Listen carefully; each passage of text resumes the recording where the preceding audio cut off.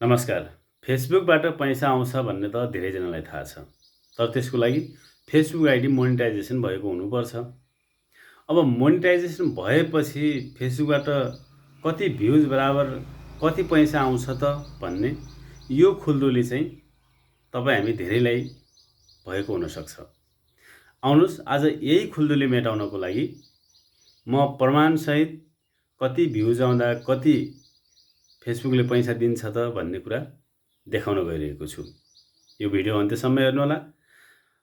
Video मनपर्छ भने यस्तै भिडियो हेर्न मन लाग्छ भने च्यानललाई सब्स्क्राइब गर्नुहोला।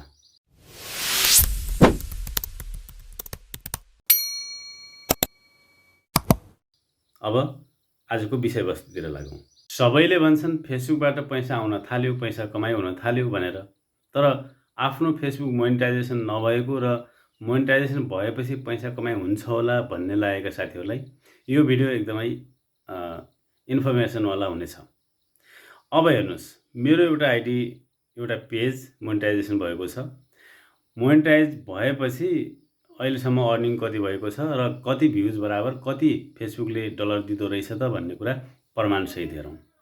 यो स्क्रिनसट हेर्नुहोस्। यसमा यो मेरो एउटा भिडियोमा झन्डै 5500 भ्युज गएको छ। 5500 भ्युज बराबर फेसबुकले कति दिएको छ त भन्दा 0.04, यानि कि 1 पैसा पनि होइन, 1 पैसाको अझै कम 0.04 मात्रै दिएको छ। भनेपछि त्यो 1 पैसा कहिले पुग्ने हो अनि 1 डलर कहिले हुने हो त्यो तपाईँ आफै अन्दाज गर्नुहोस्। र यो मेरो पेजमा चाहिँ कुल 1.1 मिलियन भ्युज हुँदाखेरि फेसबुकले कति दिएको छ भन्दाखेरि झन्डै $7.5 डलर, यानि कि 7.42 डलर आएको छ। 1 मिलियन 11 लाखले हेर्दाखेरि जम्मा 7.5 डलर जति आएको छ। भनेको तपाईहरुले अब अन्दाज गर्नुहोस् फेसबुकले कति दिँदो रहेछ त भ्युज बराबर कति भ्युज बराबर कति दिँदो रहेछ भन्ने कुरा आफै अन्दाज गर्नुहोस्। र तपाईलाई स्पष्ट रूपमा भन्दाखेरि मैले चाहिँ देखे अनुसार 1 लाख भ्युज बराबर झन्डै फेसबुकले 1 डलर जति दिन्छ।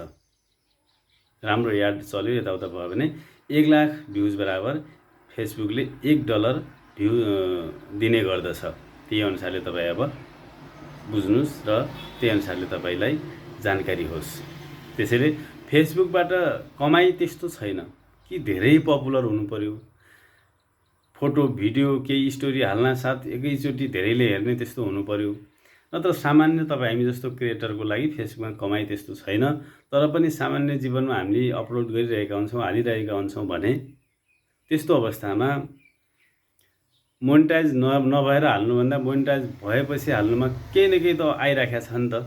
त्यताबाट पनि त्यो बाटोबाट हेरेर काम गर्नुस्, अगाडि बढ्नुस्। धन्यवाद।